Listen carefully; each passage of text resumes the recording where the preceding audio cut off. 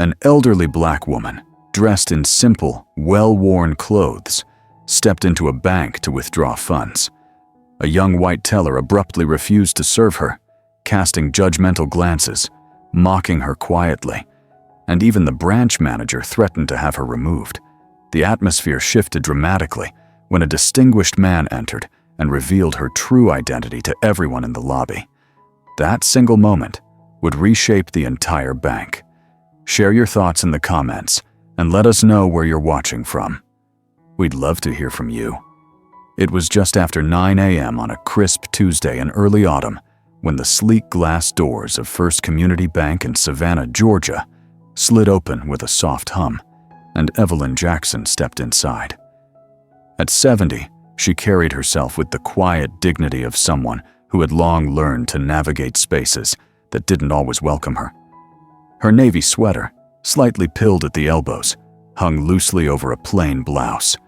A green scarf, its edges softened by years of use, draped over her shoulders, fluttering slightly in the cool air conditioning.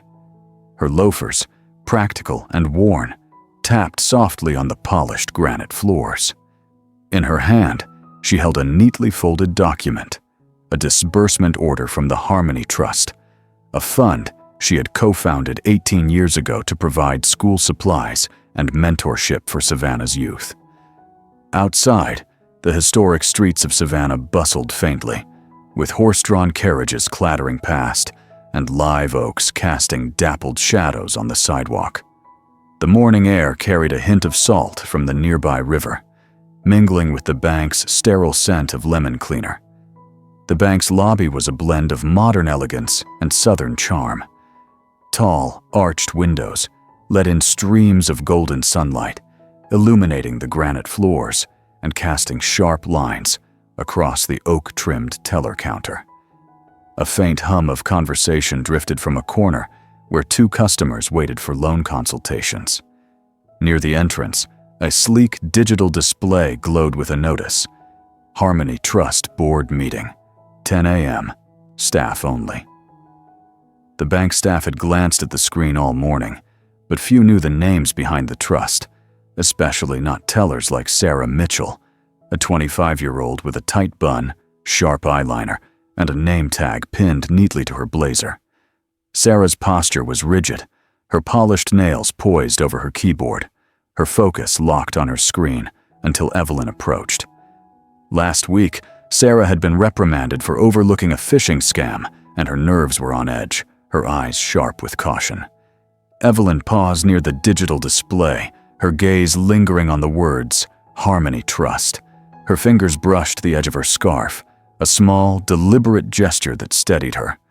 She had been to this bank before, but each visit felt like stepping into unfamiliar territory, where her presence was scrutinized before her purpose was understood. "Let's hope they've got it sorted this time," she murmured, her voice barely audible, a private prayer born of past frustrations. She stepped forward, her loafers clicking softly against the granite, and approached the counter. Sarah looked up, her eyes sweeping over Evelyn's modest sweater, the faded scarf, the worn loafers. Her lips pursed, a subtle shift that betrayed judgment. Her fingers froze above the keyboard, and under her breath, she muttered, "Here we go." The words weren't loud, but in the hushed lobby they carried, sharp and careless. A woman sorting checks at a nearby station didn't look up, her pen scratching steadily. A man in a polo shirt, flipping through mortgage flyers, kept scrolling his phone, but the air grew taut, like a string pulled tight. Evelyn's chest tightened, but her face remained calm, her years of resilience anchoring her. She reached the counter and placed the document down gently, smoothing it with care, as if it held more than just ink and paper. "I'd like to confirm a withdrawal request for the Harmony Trust, please," she said, her voice steady, warm with a trace of southern cadence. Sarah blinked, then arched a brow, not quite disdain, but close. "Is this your account?" she asked, her tone clipped, as if already doubting the answer. Evelyn nodded once, unflinched. Yes. I was told this disbursement was ready for withdrawal. Sarah picked up the paper with 2 fingers, unfolding it slowly, her eyes skimming the letterhead, the signature, the amount. Her lips tightened into a faint frown. The bank's new software had been glitchy since a recent update, occasionally dropping names from trust records. After last week's scam, Sarah wasn't taking chances. She turned to her monitor with a faint huff, deliberate but not overt, her polished nails clicking loudly on the keyboard as she navigated the system. Evelyn stood patiently, her hands clasped loosely, her scarf catching the light from the window. The sun cast a soft glow across her face, highlighting the lines etched by decades of perseverance.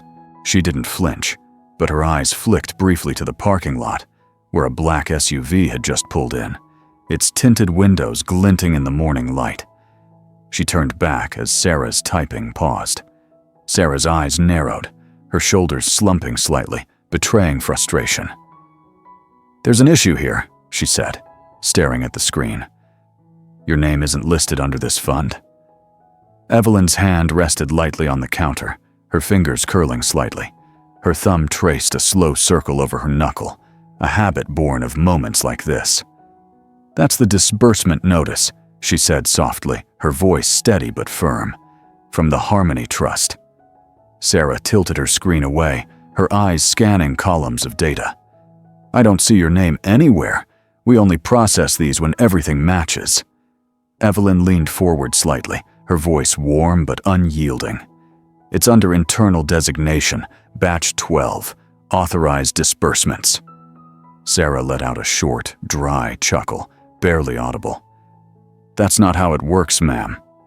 She leaned back, typing with exaggerated precision, her nails clicking sharply. Evelyn tapped the paper once, gently but pointedly. "I've done this before," she said, her tone calm but resolute. "Please check again." Sarah didn't touch the document. Her posture stiffened, her voice sharp. "I'll get my manager. We'll verify this properly." She pressed a button under the counter, firm and discreet, her eyes flicking briefly to a young intern nearby, who glanced up curiously before returning to her paperwork. Moments later, a door swung open with a soft creak.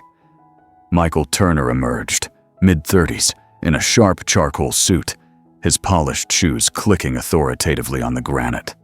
His demeanor, crisp collar, measured stride, screamed protocol over empathy. He adjusted his tie as he approached, his face already set with impatience. "What's the problem, Sarah?" he asked, his voice carrying a weary edge. "A disbursement form for the Harmony Trust," Sarah replied, handing him the document. "Name's not in the system. Customer insists we check Batch 12 manually." Turner stepped to the counter, glancing briefly at the paper, but not at Evelyn. He scanned the letterhead, the signature, the amount, then turned to Sarah's screen, clicking through tabs with a practiced eye. The system's glitches were notorious, but after last week's scam, a clever attempt to siphon funds from a local charity, Turner wasn't in the mood for risks. His gaze finally landed on Evelyn, sweeping from her worn sweater to her canvas tote, its straps frayed from years of use. Suspicion settled in his mind, his lips tightening into a thin line. He set the paper down, his professional demeanor hardening into doubt. "The system is our source of truth, ma'am," he said, his voice firm and final, laced with a hint of condescension. "If your name isn't there, we can't proceed, especially after last week's breach." Evelyn's jaw tightened, but her posture held steady, her scarf slipping slightly as she shifted her weight. "I'm not here to debate," she said, her voice calm but edged with quiet intensity. "I'm requesting what was entrusted." Turner slid the paper to Sarah. "Hold on to it. We'll verify with the trust representative." Sarah took it, her lips twitching faintly, suppressing a smirk. Evelyn's eyes stayed on the document, her heart sinking, but her resolve unwavering. "That came from my office," she said, her voice steady but laced with something sharp, like a blade wrapped in velvet. "I helped draft the first grant that Trust ever issued." Sarah scoffed softly, emboldened by Turner's stance. "We can't just take anyone's word. For all we know, this could be fake." The word landed like a slap, echoing in the quiet lobby. Evelyn's fingers stiffened, her grip tightening on her tote, the strap digging into her palm. She took a deliberate breath, her chest rising slowly, and met Turner's eyes. "I won't leave without that document," she said, "or a written explanation." Turner glanced toward the back, his patience thinning. "No need to complicate this, ma'am. Leave the document, and we'll handle it internally." His tone was final, leaving no room for discussion. Behind Evelyn, a security guard shifted, prompted by Turner's lingering glance. He took a step forward, his navy blazer emblazoned with the bank's logo, his presence looming. Sarah's fingers hovered near a button under the counter, her eyes darting to Turner for approval. Silence fell, heavy and absolute, the lobby's hum fading to a tense hush. Evelyn looked at the document, then at Turner and Sarah, her scarf catching a stray beam of sunlight. Her voice was calm, but unyielding. "This isn't a request. It's my name, my signature. Call the Trust. There's a meeting today. Someone can confirm it." Turner sighed, half turning away, his tie swinging slightly. "We don't verify walk-ins, ma'am. We follow the system." Evelyn's eyes narrowed, her voice softening but growing sharper. "I co-founded that trust," she said. "Harmony started in my community center, in a cramped room with folding chairs and a single laptop. We handed out backpacks to kids who had nothing, tracked every dollar in a notebook." "That signature? It's the same one that signed our first grant." No one responded. Evelyn reached for the paper, her movement slow but resolute, a woman tired of being overlooked. "This document is mine," she said, her voice trembling but firm. "It matters." Turner's eyes narrowed, impatience flickering across his sharp features. "Ma'am, this is a bank, not a discussion forum. We have rules. Leave the document or we'll ask you to leave." "I'm not leaving without it," Evelyn said sharply, her voice rising, echoing faintly in the quiet lobby. A woman at the check sorting station paused, her pen hovering. The man with the mortgage flyers glanced up, his phone forgotten. Turner exhaled heavily. "Security," he called, his tone commanding, drawing eyes from across the room. "She's being disruptive. Escort her out." The guard moved quickly, his steps purposeful, his blazer rustling softly. As the guard approached, Turner reached for the document, aiming to snatch it, but Evelyn was faster. Her hand slammed down, pinning the paper to the counter, her fingers trembling with defiance. "Don't you dare," she said, her voice low and fierce, her scarf slipping further as she leaned forward. She pulled the paper back, clutching it to her chest, her breath uneven. "Don't touch me," she said again, her voice breaking with defiance and a spark of triumph. Turner pointed at her, raising his voice. "She's non-compliant and aggressive," he declared, though Evelyn hadn't touched him. He stepped back, feigning alarm, his eyes darting to the guard. Under pressure to avoid mistakes before the Harmony meeting, Turner wasn't letting this derail his day. "Remove her now!" Murmurs rippled through the small crowd of customers, soft, urgent, like whispers in a church. Evelyn stood frozen, stunned by Turner's lie, her breath catching in her throat. The injustice fueled her resolve, her fingers tightening around the paper. The guard stepped closer, his voice calm but firm. "Ma'am, please step outside," he said, not unkindly, his hands open but ready. Evelyn stood still, her fingers numb, loosening on the paper. It slipped to the floor, fluttering like a fallen leaf. She bent to retrieve it, her knees creaking painfully, a reminder of her age and the weight of the moment. She winced, but stayed silent, steadying herself on the counter, her scarf brushing the polished surface. The lobby grew quiet, attention shifting subtly. A man in line, white, in his 50s, wearing a faded jacket, watched briefly, his hand tightening on his envelope as if to speak, but the guard's step stopped him. He looked away, his jaw tight. A young woman in a blazer, earbuds dangling, turned slightly, her eyes flicking from her phone to the scene. Another customer, an older black woman with a walker, stood near the loan desk, her gaze fixed on Evelyn, a silent nod of solidarity passing between them.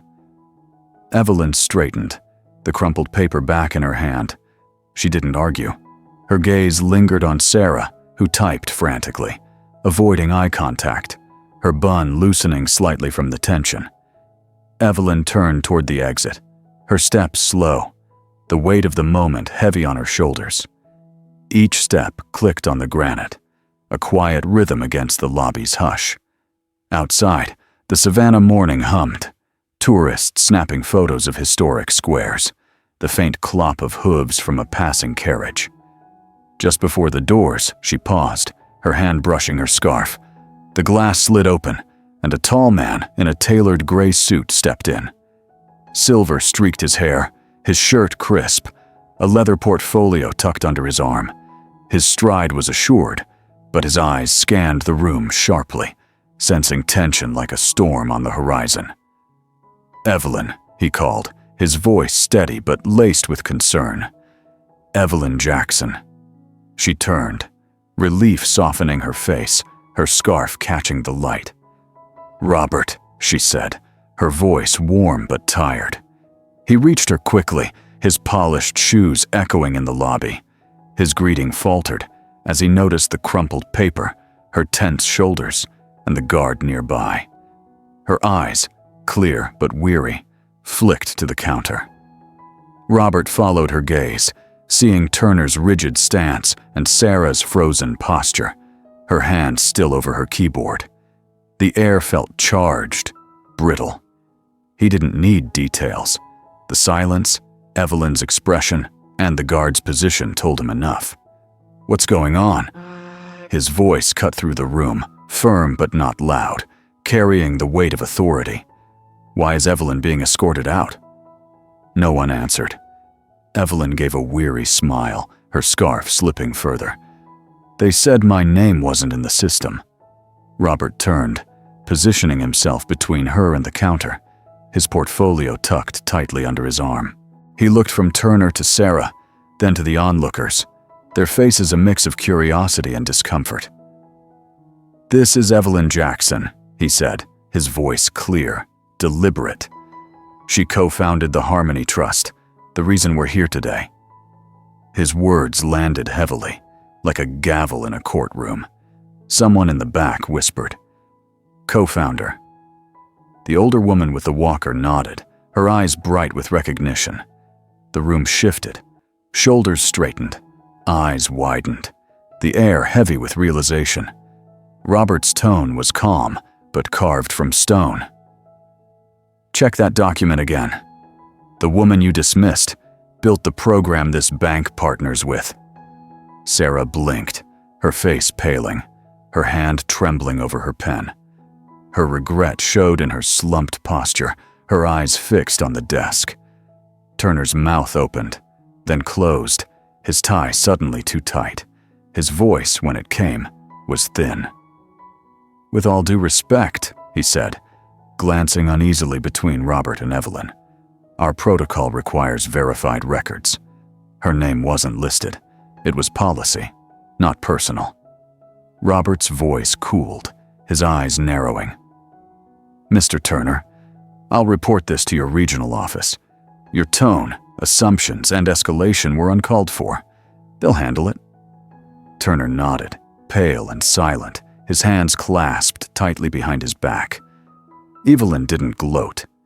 She met Turner's eyes briefly, her gaze steady, not bitter, a quiet strength forged from years of standing her ground. "I just want the funds to reach those who need them," she said, her voice soft but resolute. Robert set his portfolio on the counter, his movements deliberate, and looked at her, his expression softening. "You shouldn't have had to come here," he said, his voice edged with frustration. "They should have known your name the moment they saw it." Evelyn smoothed the paper carefully, her fingers tracing every crease.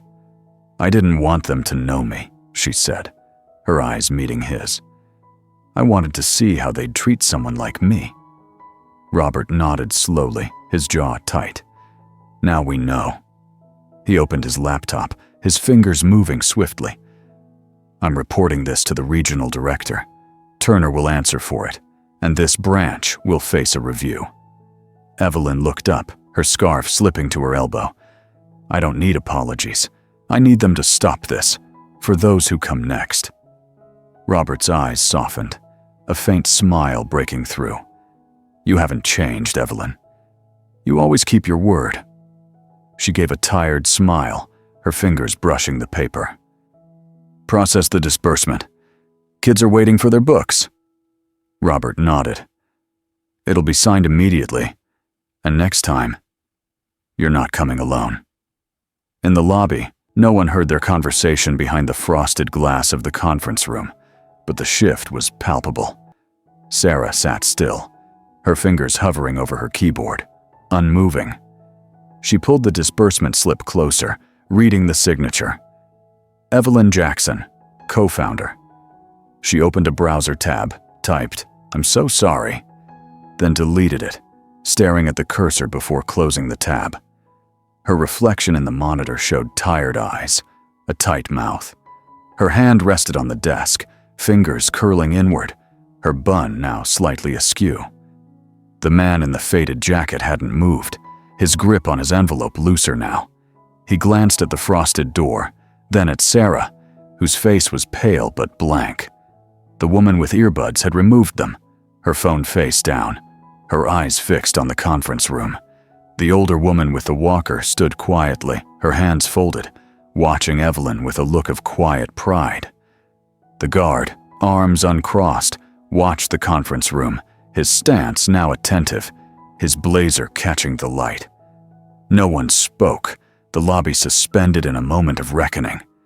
Inside, understanding had shifted, not just policy, but perspective. When the conference room door opened, Evelyn emerged with quiet resolve, her scarf now tucked neatly, her paper smoothed in her hands. Robert followed, his portfolio under his arm, his face calm but resolute. No announcement was made, but the change was evident in every posture. Turner stood at the counter's far end, pale, avoiding their eyes, his tie loosened slightly. Sarah reached for the document, now in a folder Robert had handed her, her fingers pausing on its edge, her breath uneven. Over the next days, meetings, letters, and a regional board review followed. Procedures were rewritten. Mandatory workshops on equity, dignity, and assumptions were launched for all staff, from tellers to executives. Some grumbled, others listened, and a few, like Sarah, came back changed. 12 weeks later, First Community Bank's doors slid open to a different energy. Posters announced Harmony Trust Community Days with First Community Bank, featuring a photo of Evelyn and Robert under the logo. A table held donation envelopes, bilingual pamphlets, and thank you notes. One reading, "Thanks to the Harmony grant, my son got a laptop for school." The lobby buzzed with warmth, not just from the sunlight, but from a new sense of purpose. Sarah sat behind the counter, her bun unchanged, but her demeanor softer. No heavy eyeliner today, her eyes kinder. An elderly man approached, hesitant, clutching papers. Sarah smiled. "No rush," she said sincerely, her voice gentle.